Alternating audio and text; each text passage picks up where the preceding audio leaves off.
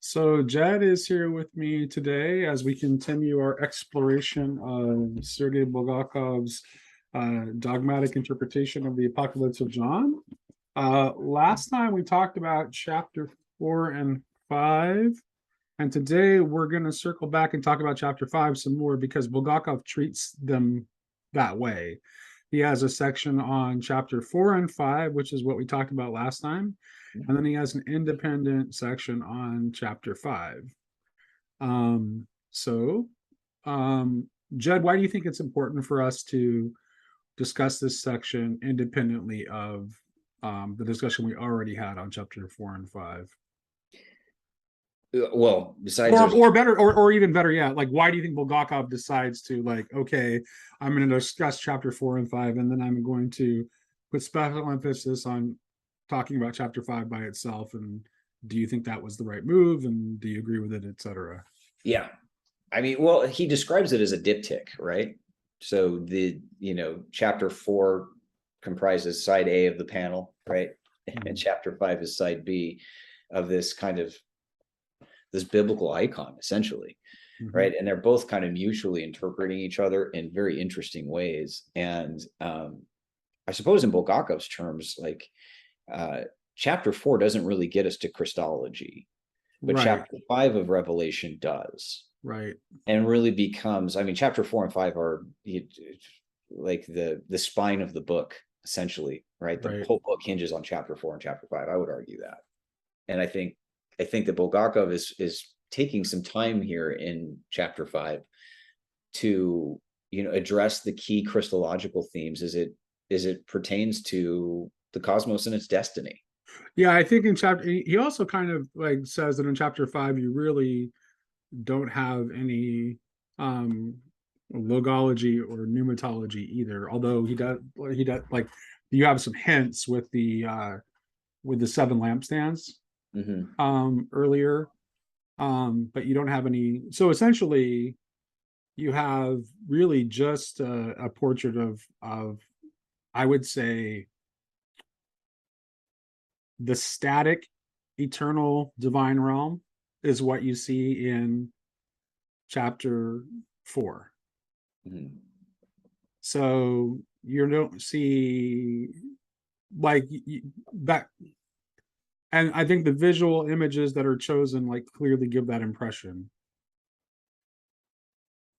And then what do you think the movement in 5 is introducing? Well, that's movement is the key word, right? Because in 5 you have a movement. Something changes. Something changes in the realm where you should see no change. Right. Well, okay, that is such an interesting. I didn't even think of it in those terms, so I got questions. I would never. Emil Bach helped me to see that, but it's one of those things that once you see it, you can't unsee it. Yeah. So, what is impelling the movement? It's the Lamb. Well, the Lamb is the Lamb. It's the Lamb. Right. So it's, I thought about this in my, for those of our audience who saw I actually asked JD Lionheart about this in the discussion we had about his book on the Trinity, because when his argument for the Trinity is quite interesting, because he sees the seeming contradiction that it's at the heart of the Trinity is the same contradiction that is involved in explaining the universe itself, right? And part of that is this need to have both being and becoming, where just being alone and just becoming alone are neither are adequate explanations for how anything came to be. So, and then, which resonated with me because Emil Bach that's how he reads this section of Revelation as a New Testament narrative of the creation. And I think the text self-referentially tells you that's right too, because Revelation 13:8 tells you when the Lamb was slain before the foundation of the world. So what you have here is you're still in the realm, you're still in the eternal realm, but then in the eternal realm, where the expectation would be, according to most classical metaphysics, you would expect it to be absolutely unchanging, absolutely unalterable. Something radical happens, and it happens for a reason, right? It happens for a reason, and that is for the opening of the book. And Bulgakov and essentially agrees with ML Bach's interpretation of the book, which is that it's human destiny, which is, or the destiny of creation writ large. It's like this is creation's destiny. That's what the contents of the book are, but it can't be open, right? And it can't be open because the creation is what? It's a temporal realm of change. So there's nowhere within, so the call rings out into the eternal, but there's nowhere within the eternal to be found an answer to that call, because it's the realm of timelessness and no change. But somehow within the eternal realm, this divine sacrificial act opens up the possibility of opening the seals of the book, initiating temporality, initiating change, allowing the world. So the act that creates the world is the same as the act of redemption. This is why it's before the foundation of the world, because they aren't different. Right. They're the same. Well, I think it's also helpful to draw out that like the word in question in Greek is not how we would read world, it's cosmos. Right. Yes. Right. So yes. Right. Exactly. So I guess we have in some ways like world is encompassing enough, but typically not. But so I've got a question, and this is not directly related to anything that Bulgakov writes, but it's just like it's tantalizing and it's right there. And we've talked about some of these in our other videos. How does the lamb slain relate to creation's fall? And do you think they're connected? So I tend to think that, are they connected? So boy, that is a really, really, really, really good question. And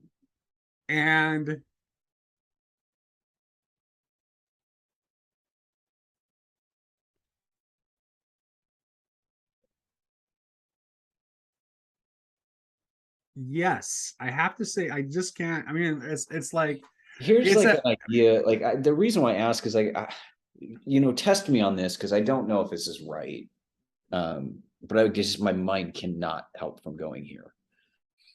But I look at the slain lamb as kind of the seal or guarantee of creaturely freedom.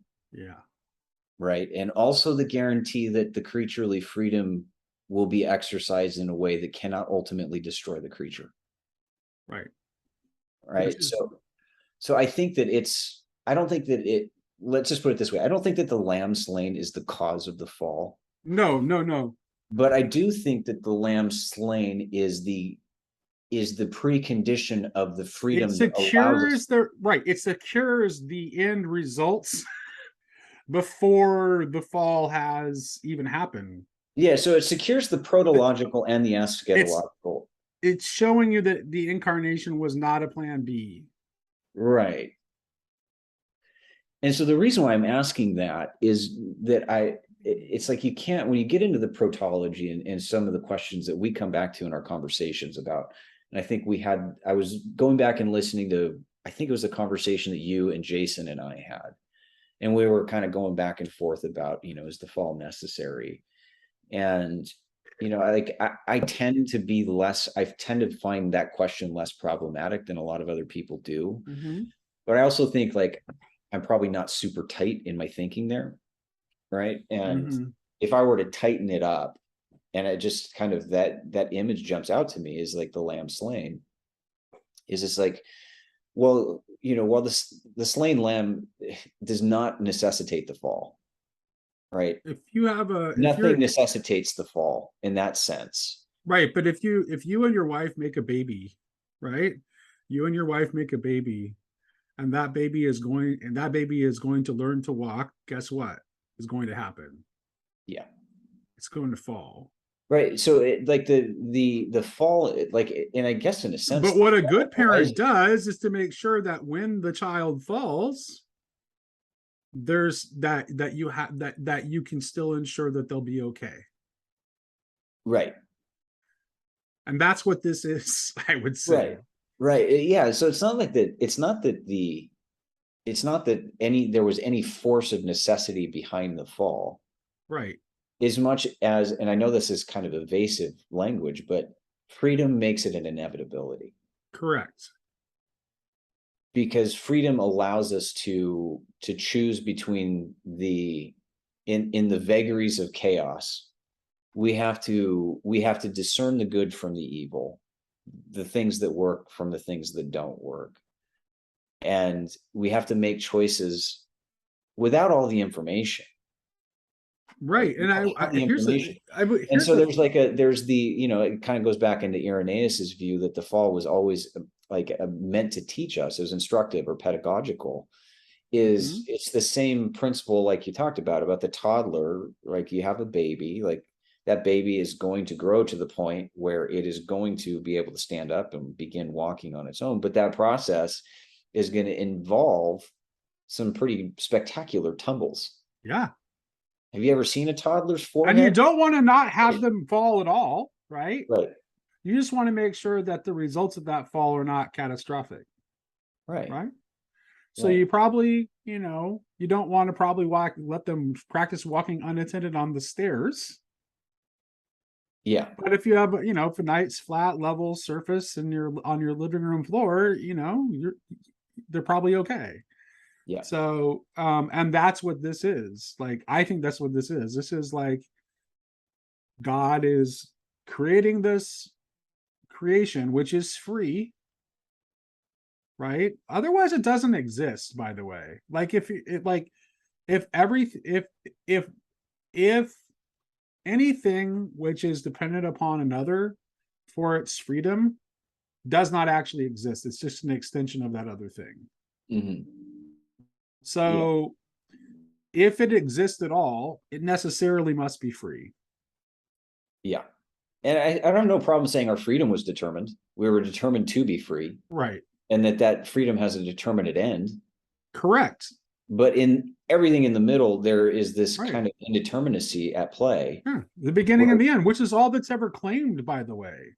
yeah, That's all that's ever claimed. I am the Alpha and the Omega. yeah, Right. So, like, that's what's fixed and determined by God. yeah. Everything else, that's for us to There figure may be out. like providential guidance and intervention. Yeah, There may be all kinds of absolutely. things, but Just as you would intervene if a situation got too dangerous for your child. yeah, But I mean, you're not a very good parent if you're like completely monitoring everything your child does at all times, because they'll right, never learn anything. right. You Or just want to jacking make them sure. into a Neuralink so you can make sure that they can walk without falling, Well, yeah, I used to or deal doing with like mechanical interventions or I whatever. used to I used to work I used to manage a computer repair shop, and I would have like usually it was dads and usually it was their teenage daughters coming all the time, and it's like, I want to install monitoring software on my daughter's laptop so I can keep track of everything she's doing. It's like, Mm-mm. I'm sorry, that's not good parenting. Yeah, no, That I don't. isn't, especially for a teenager. Yeah. Give No, me a break. yeah. I mean, my kids are starting to get there. We've had to have those conversations, Oh, and I know, yeah. And it's it's such, like, I mean, and I will, to express some sympathy for the 21st century parent. Like, the world is not a very safe place these days, especially on the internet. no, So I completely understand the impulse, but at yeah. the same time, it's like, No, I think it's like you have to take that role of kind of guiding and teaching yeah, and instruction, of yeah, just like, like basic wisdom, teaching your kids to be wise. I mean, it's hard to be wise on the internet. It for is very hard to be wise on the internet. no Yeah. joke, man. But like, you know, they're so wired now that to be able to think that you can control that without workarounds, and you know, it's like what are you going to do? Set up a surveillance state for your kids? Right. So God does not set up a surveillance state for us. That's what I'm suggesting. That Right. is not how providence works. No. Well, he kind of okay. Surveillance. Well, I mean, the angels are watching. But. Yeah. Well, to get back to the stuff, just to kind of Yeah. put this additional teaser out there, kind of like what we were talking about before we started recording. So here on page 43, where Bulgakov says, this is thus the beginning of angelology in connection with cosmology and anthropology. The heavenly ladder of angels reaches the human world with its various fates and questioning, but the destiny of the world is accessible to no created being. And then he quotes Revelation 5:3 and says, and no man in heaven nor earth, neither under the earth, was able to open the book, neither to look thereon. Right. So what I found interesting in that quote is that he's pulling out this quote in Revelation that has almost this delightful invitation to view the co-humanity of the angels and the co-angelicity of humans right there in the text. Mm-hmm. And yeah. So to me, like, you know, I think that's been one of the more delightful things about that I've read within Bulgakov, and it shows up all over his work, right? Mm-hmm. In terms of the role of the angels in the human story of salvation is critical. One of the things that's interesting about Bulgakov's conception of angels, as opposed to say Thomas Aquinas, is that Bulgakov doesn't think that the angels are unchanging.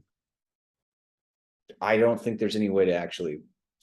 I think that, like, Thomistic metaphysics, when it comes to angels, I think is so far removed from the apocalyptic setting of early Christianity and antique Judaism and apocalyptic Judaism. Like, I have a hard time making sense of it. Mm-hmm.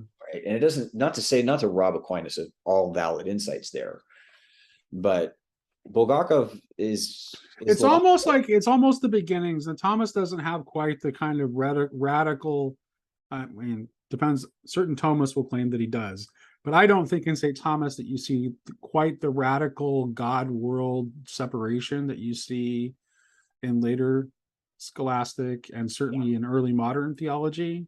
Mm-hmm. It's not really there in St. Thomas, but you can see in the unchangeability of the angels, you can see a beginning of thinking along those lines.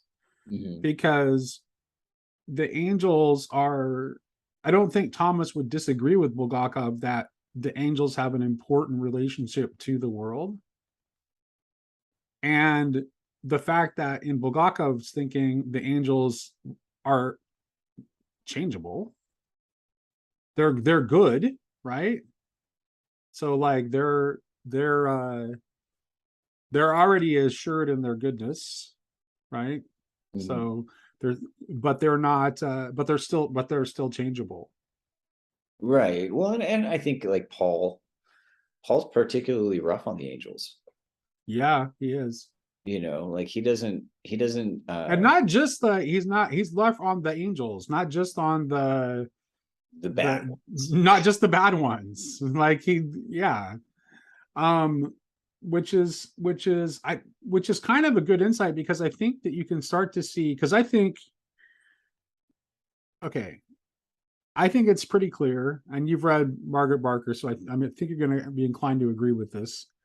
I really think that ultimately the Platonic language about forms and the biblical language about angels and the ancient pagan language about gods are all talking about the same thing.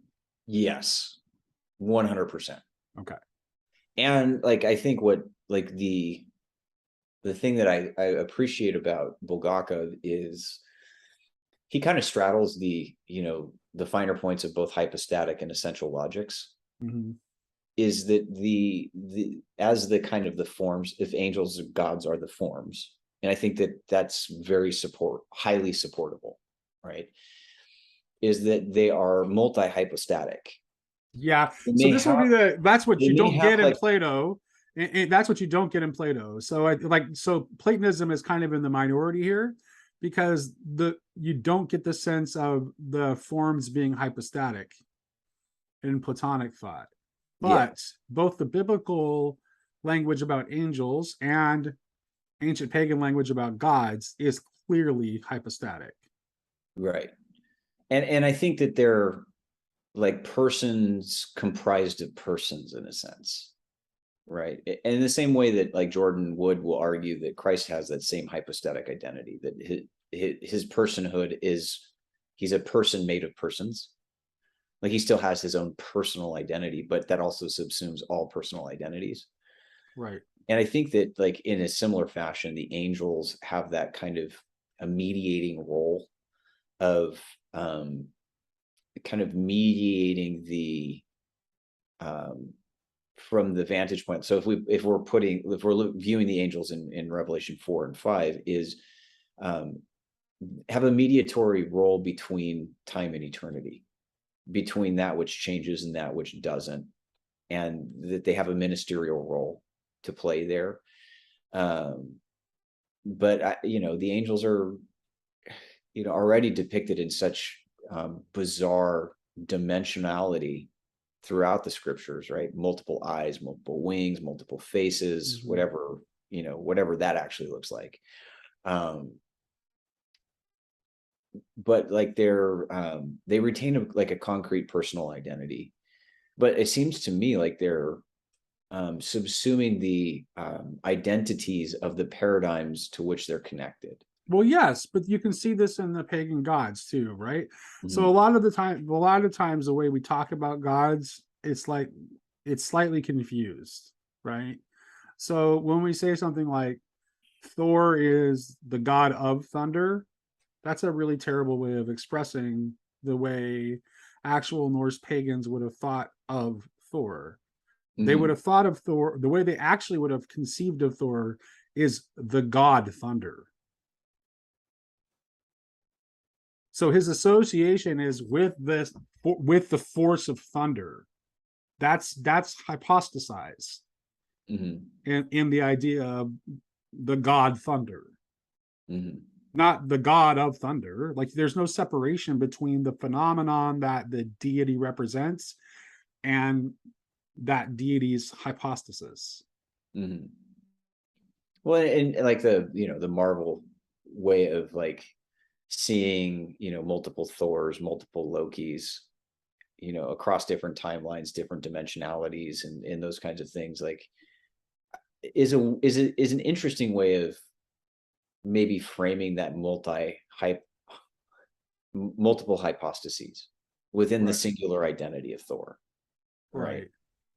Um, and and so I think that like whatever we make of like how the angels roles function, it's never spelled out in tremendous detail in the scriptures. Um, but it's because the scriptures I think are already assuming a certain henotheistic or even pagan understanding of the gods to a degree, It's fairly evident. right? And so it's like these the elementals, and or the stoichia, I think is what the Greek term is for that. It's like the ministering spirits that are bound up with the kind of forces and phenomenon of the cosmos itself.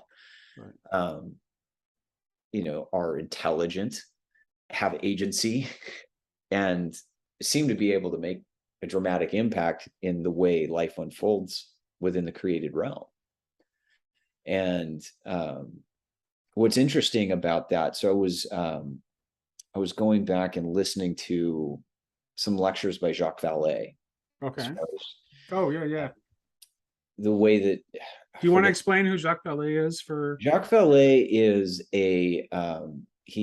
he's out of Silicon Valley, and he's in the ufology field and in a few other technology fields, but is one of those strange figures that kind of straddles a lot of different disciplines, but seems to have a very interesting take on the UFO phenomena just in general. And so this lecture was delivered at Rice University recently with Jeffrey Kirpal, I think is how you say his name, Diana Pasulka, like this whole kind of new emerging academic field of UFO studies. And I forget which physicist, I should know, but he's a famous physicist. He worked with Niels Bohr and a few other guys, but he developed basically David Bohm. It wasn't Bohm. I want to say Webster, but it may not be Webster. Anyway, I'll maybe try to dig the reference up. But anyway, the basic idea is that like beyond the physical dimensions, there are information dimensions. So he's like in the information kind of some of the things that we've talked about, the information theory of consciousness. Is he says like, no, he says basically like if you subscribe to some of these modern physics theories, like explaining the existence of UFOs, gods, angels, all this kind of stuff is absolutely no problem whatsoever. In fact, you would expect it. If beyond the physical dimensions, there are informational dimensions where intelligences can exist. And so that kind of ties into some of the things we talked about as far as demiurge and. But that still requires an intelligence's information model. So here's what I think is interesting about Vallee, which I don't buy into at all. But what is interesting to me is that Vallee, unlike a lot of ufologists, he pays attention to folklore and mythology. He absolutely sees it as vital. And I think that, so although I would certainly disagree that I think ultimately intelligibility is love, in my opinion, not information. It's inherently relational, and it's relational. It's relational and personal all the way down. That's me. So I would disagree about the information bit. I still think that you can make sense of, but I would agree that you can still make sense of these things. And what I think that you have is that we are still noticing the same kinds of things that our ancestors noticed, but we're just using a different set of language to describe it. Right. Well, and it's so like the way that Vallee wait a minute. Like, I just want to point out one obvious parallel, right? Yeah. One obvious parallel. When a lot of alien abduction stories really strongly parallel disappearing into fairy stories. A lot. I don't think that's accidental.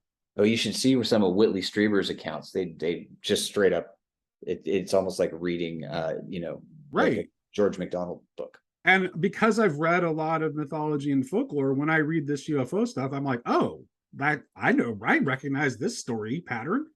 I've seen this. But it's not where you're. So if you're not looking for that connect, so that's what I think is a really great contribution of Vallee, is that most people in the UFO world are very much like, very much into the scientific worldview, and haven't even bothered to look in those places.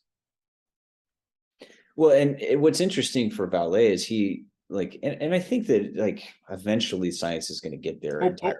I think that I would agree with you, Nate, that like the information theories surrounding consciousness and even like information fields being fundamental, I do think that there's probably something to that, but I also think that it's not complete, right? It's not there's more to it than just bare information. Gotcha. Yeah. That's what I'm saying. And I think that, I mean, honestly, I do think that love, like you can approximate love in a lot of different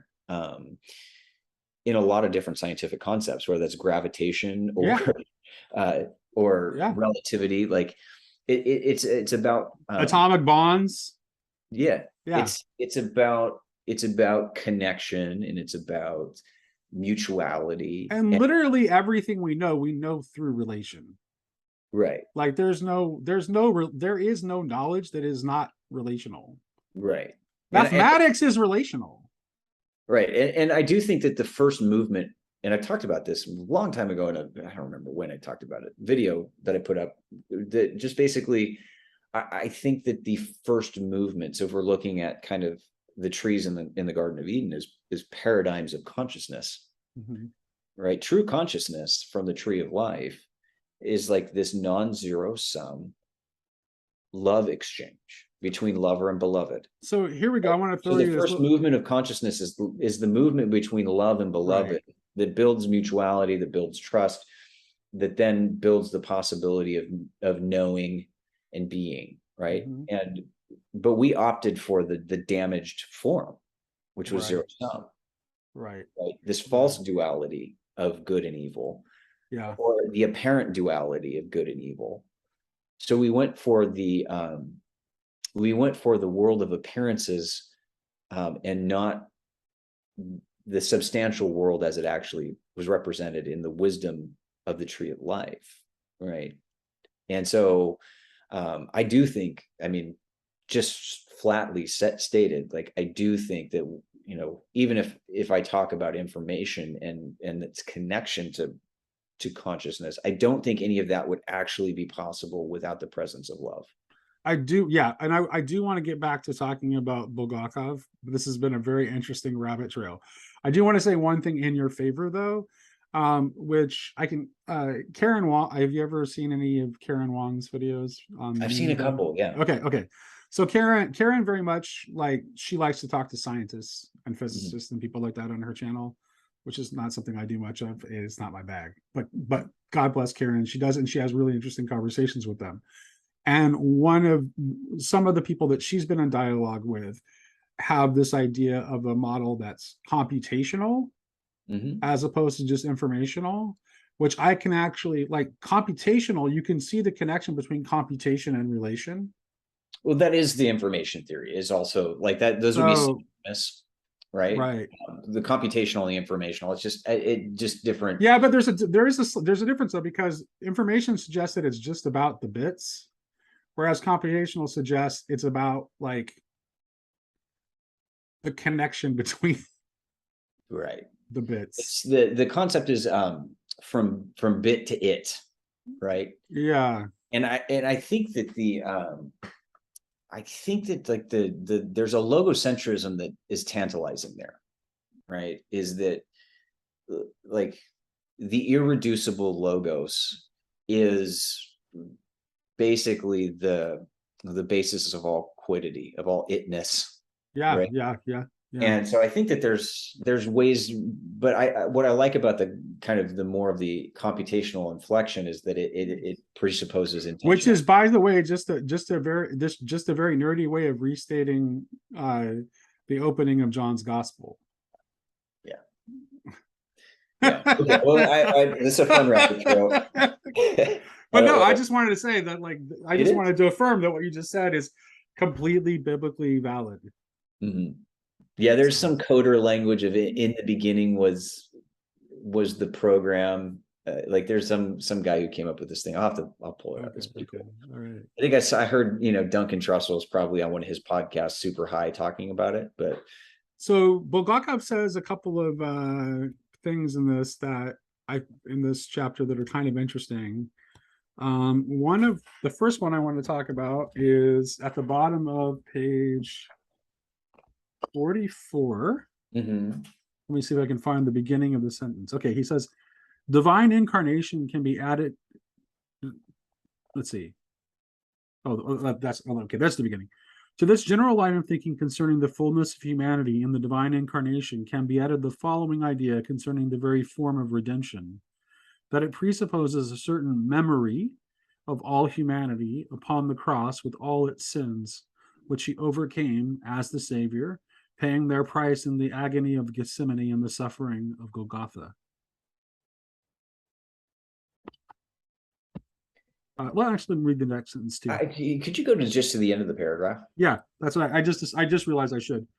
But this in turn presupposes the God-man's omniscience about man and his pan-human nature, which encompassed everything human except sin. For this reason, it can be said that in a certain sense, an identity obtains between the symbolic opening of the book and the sacrificial slaughter and redemption. One grounds the other. Redemption presupposes omniscience about man, an embracing of all human nature and its many fates in the divine human knowledge and redemptive sorrow.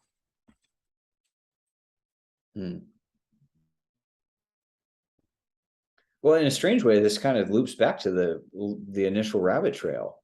Yeah, okay, go ahead and. Right. Well, the sacrificial slaughter, right? So it presupposes the God-man's omniscience about man in his pan-human nature. Already, that's a huge statement, which encompasses everything human except And he's sin. linking it to the incarnation. And then what is the means through which the lamb is slain? It's our sin. So he's overcoming our sin with his life, right? Through his sacrificial life, death, and his conquest over that death in his resurrection that vindicates his saving act. And that is simply his omniscience about humans. Everything about us that is genuinely free, genuinely directed toward the good, that is without sin, has already been presaged in his God-manhood. And so, the question about the fall actually definitely connects to some of the things that Bulgakov is saying here. Well, yeah. Also, I think I've been reading Jordan Daniel Wood's book, and I'm taking my time with it because It's a challenge. It's really good, and it's not messing around. But I'm enjoying it. I'm enjoying it immensely. And John Bear wrote the forward to that book. And one of the things that John Bear has said is that it takes a long time for Adam to become Christ, which I think connects directly to what we're talking about right now. Mm-hmm. It's never in doubt. When was the lamb slain? As it tells us later. Right, exactly. From the foundation of the world. Well, and incarnation and redemption are the same act, and creation, I would say. This is Maximus's claim that creation happens on the cross. Mm-hmm. Well, that's here it is. Like that's Revelation 4 and 5 taken in combination reinforces that idea. Like that's it. And because it's a divine action, we can't get overly hung up on the fact that, like, well, but wait a minute, that doesn't happen until the year AD 33 or thereabouts. Mm-hmm. Yes. Yeah. Well, and I think like one of the divine traits that I think gets developed in us and gets conferred to us in salvation is patience. Right? And like we kind of live in that already, not yet. And, yeah. And the immediacy of that feeling of being of the experience of salvation, it gives rise to our groaning for our final redemption. Mm-hmm. So what if it takes a few million years or a few billion years? How much time is that really? Right. How much time is that really? Yeah. Like compared to the ceaseless vault of experience that is open to us and that epictastic kind of outstretching, it's 10 billion years has the same ultimate value relative to an unending. But at the same time, I want to emphasize the already, just as Mark Vernon did in his recent conversation with Jason Baxter. They had this really great back and forth. Well, Jason Baxter was there to talk about how C.S. Lewis was essentially reflects Barfield thought more than his thought, and actually he had some temperance toward mysticism, but ultimately accepted it, whereas Barfield was more like about like mainlining the mysticism, kind of like we are here. Grail country. And the conversation, and Baxter was talking about like Christianity's view of the eschaton, and then Mark was joined in and was like, yes, but it's also in some sense right now. And of course they agree, because that is the truth of this weird religion of ours. That, you know, which I would say is the religion that's not a religion that John Vervaeke is looking for, because it's so far beyond what a religion is. And that it is both. It is both the never ending further up and further in, and it's also accessible to you now. Well, I think that it can like inform, like, you know, like some of the broader tensions in the Christian tradition surrounding the delay of the parousia. Like, it's a delay respective to what? Relative to what? Right. Like our vanishingly short lifespan, is that a delay? Right. You know, or a couple thousand years I mean, we're already in the wake of deep time in the universe of what, 13.7 billion years since the singularity, give or take, right? How long is 2,000 years? Not very long. Right. Not even a measurable amount of time realistically relative to the whole. And what revelation. And when you start talking about deep time like that, that really might as well be eternity to us. It's so far beyond anything that we can conceive of. And you're still dealing in the temporal. Yeah, you're still only just beginning. You're still doing it the quantitative, but just the really large quantitative. That is nothing compared to the actual infinite, which is beyond quality and quantity. Right. And so, well, and so it's just, I think that there's the sense, I mean, obviously, like, we're, you know, pretty highly apocalyptic in our outlooks here. As we were talking about before we started recording. Right. Like pretty highly apocalyptic in the outlook, but, you know, the nature of time and the nature of creaturely experience is, I think there's always a certain futurity, like a future orientation of our experience. Like maybe that changes eschatologically, I don't know, but there is an aspect that I think we'll always obtain in our experience where we're only ever just beginning. Right. And so to circle back to that concept of patience and forbearance is like, we want it to get done quickly and now, right? And it is done now.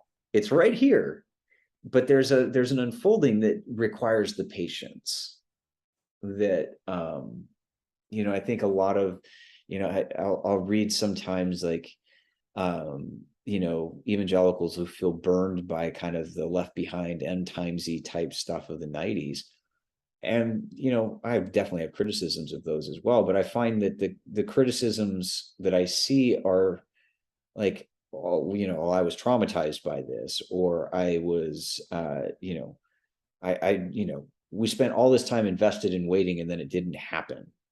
And I'm just like, well, you know, like, is that an actual problem, or is that a problem of perspective? It's a problem of perspective, because like I said in one of our earlier conversations about this very text, I pointed out that really, like, this book is always for you, right? The Apocalypse of John, that is.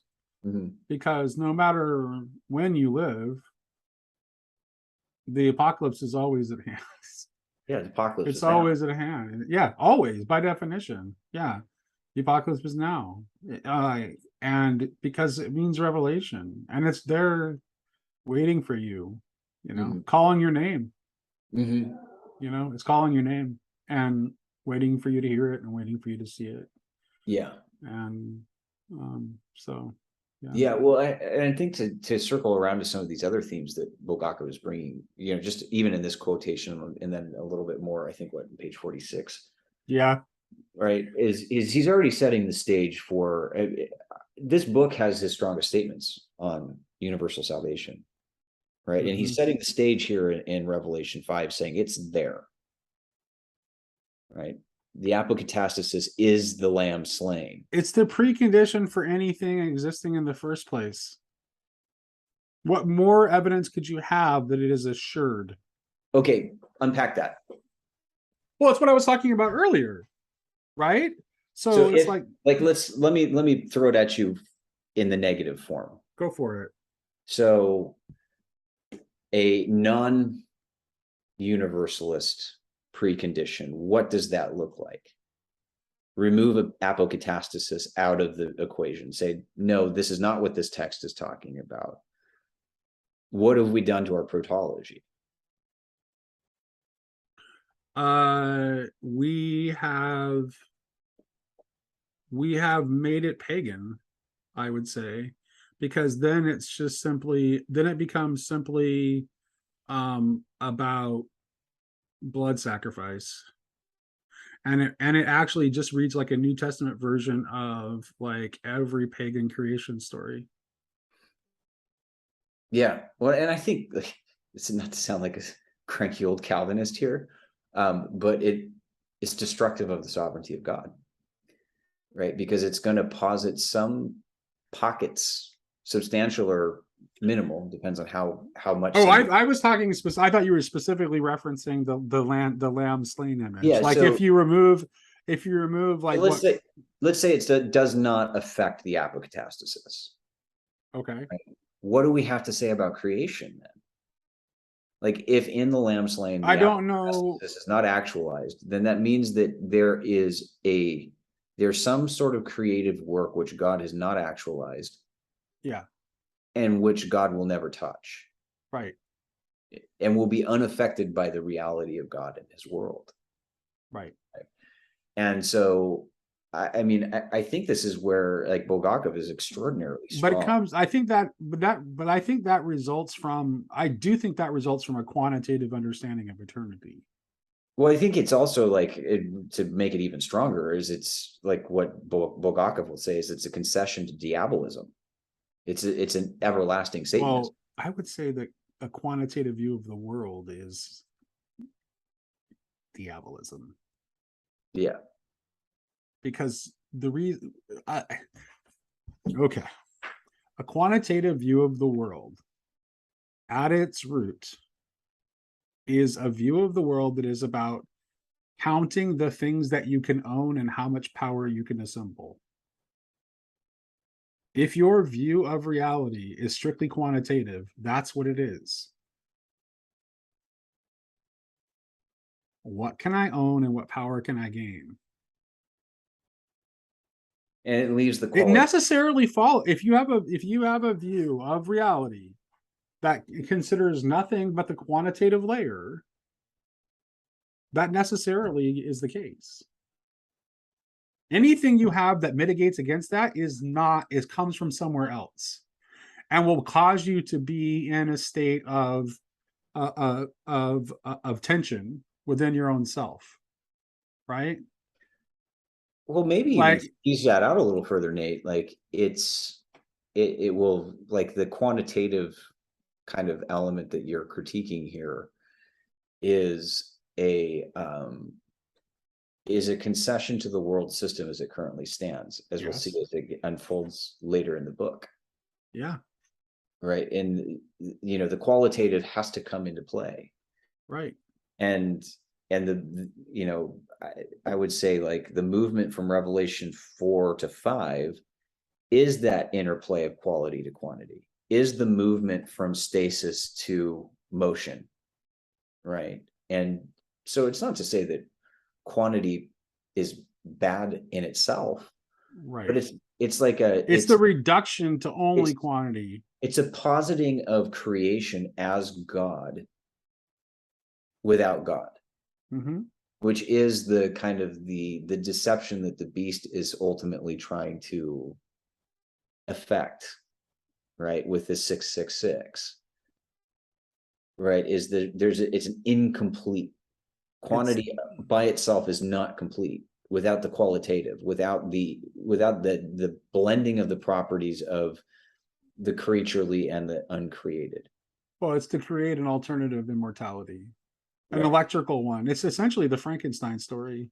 Mhm. Like that's what that, that's what the forces of evil are trying to. And we said this in our recent, or I said this in our recent discussion on death. And the reason the Frankenstein story came to mind is because that really what it is. It's like what the vision of the serpent is.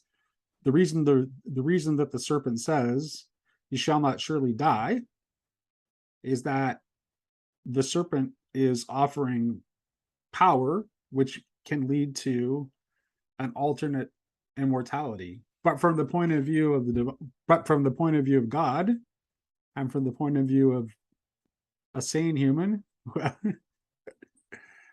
that is actually death. Mhm. Like that, what is on offer is actually death. And the reason I make the analogy to Frankenstein is Tom Berg in Meditations on the Tarot, he calls like the force that drives the world of the serpent, symbolically he calls it electricity, right? Mhm. So Mhm. you can see that kind of like enacted in the. And then one of our viewers actually shared a quote from a text where like Shelley actually talks about how this is like a mockery of the creation of God, like in the text. Yeah. So Yeah. Interesting. yeah, I should pull that. I'd actually pull the line from the comments section. Actually, hold on a second here. Okay, I'm going to flip to at least the last major thing I wanted to hit on. Here we go. Here we go. This is from Luke Johnston, one of our Griot Country viewers. This is this comment from our Meditations on the Tarot, part 1 for letter 13. Frightful must it be, for supremely frightful will be the effect on any human endeavor to mock the stupendous mechanism of the creator of the world. Mm. That's what it is. It's a mockery and imitation, and it's a mockery and a mocking imitation. So Yeah. Yeah. I hear you. I think that the only other thing that I wanted to discuss was kind of what we had already, I mean, this is kind of circling back, I guess, but what he has to say in 45 and page 46, where he says we draw attention to the fact that this doxology, yeah, the blessing given at the end of chapter 5, uh, over and above its general universality, includes and implies an all-embracing apokatastasis, precisely that no creation of God in heaven and on earth and under the earth is excluded from participation in it. right. So where is what category is left? If it's earth, heaven, under the earth, where's who's not participating in that? Where's the rebellious remainder? Right. Like, I mean, the rebellion is going to get dealt with in the later chapters. I Like, would say that I would say that the conditionalists or annihilationists would say that their argument still holds up against that. They just don't exist anymore. right, right. And, I mean, which the metaphysical problems there are, Bulgakov addresses in other places. well, like you're positing some like void of non-being that is possible. Mm-hmm. And it's like, yes, evil is non-being, Right. right? But it's only provisional. And the idea that you can have some sort of eternality of evil is a monstrosity at the end of the day. I think that Towers of Babel always fall. So yes, we will attempt them, but they always fall. Hell would represent a Tower of Babel that succeeded, but they can't. right. They can't. Yeah. Well, it's because the kingdom divided against itself can't stand. It cannot ultimately endure. And what is hell but a kingdom set against itself? Right. That's interesting that you say that, because like Tom Berg says that like essentially that the trick of the serpent to generate this friction that causes this electrical force that drives us toward doing the will of the serpent is to being caught between the yes and the no. Right. That's exactly what he says is the source of it. Mhm. The introduction of that doubt and confusion. Yeah. Yeah, I hear you. Well, I think, I mean, Nate, is there anything else you want to cover here? I mean, No, it was a short section, and I kind of figured it wouldn't be quite as long. I think we did a great job. I'm happy with it. yeah, And I'm with you. Because I think there's going to be, we're going to get into, like, it's going to shift gears here. yeah, we're going to So get I into think it's important to next linger. time we're going to get into the seals. And I think 6 and 7 are both pretty short, so maybe we want to tackle them both. Although chapter 7 is going to be 144,000. We're going to need to spend some time. I think we're going to spend some time with that. So maybe we'll look at just doing 6 next time. Sure. We'll kind of play it by ear. All right. But, you know, I think that, you know, this has been a fun series so far. Yeah, so far. I'm enjoying it. All right. Yeah, I think that's about all I got for you Thank today. you for joining us. We'll see you all next time.